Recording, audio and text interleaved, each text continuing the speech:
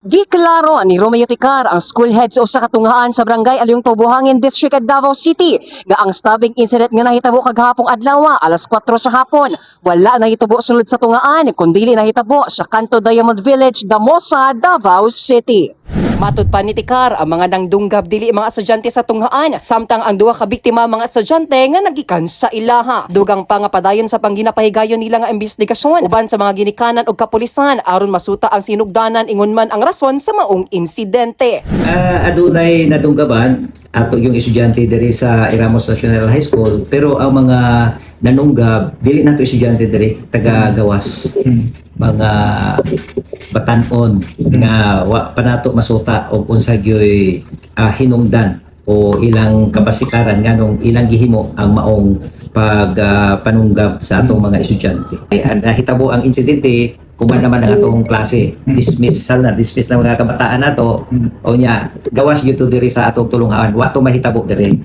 Gani ang duha ka naangol nga estudyante ana sa luwas nga kahimtang samtang nagpahimangno sab si Ticar sa mga ginikanan nga kanunay i-monitor ang ilang mga anak ingon man sa mga estudyante nga kanunay mag-ampi og bagmatngon sa ilang palibot. Nang hinaot sab siya nga unta dili mawad-an og pagsalig ang mga ginikanan sa Department of Education kon DepEd ingon man sa mga opisyalis sa ilang tungaan tungod na ning kamot sab sila nga maprotekta ng ilang mga anak ingon man ang mga estudyante nga ilang nasakupan. Sa pa nanginahot ko nga sa mga nakakita o nakadungog karon nga mga ginikanan nga unta dili lang nato adto natong pagsalig sa atong Department of Education kami isip nga magtutudlo diring tulonghaa naningkamot usab nga maprotektahan ang inyong mga anak inubanan sa amo ang mga katagkuan sa atong superintendent sa atong mga supervisors o uban pang mga katagpuan nato nga anaa kanunay nagahimo og pagpaluap o paglantaw kung unsay mga kaayuhan pa nga atong mahatag sa atong mga kabataan.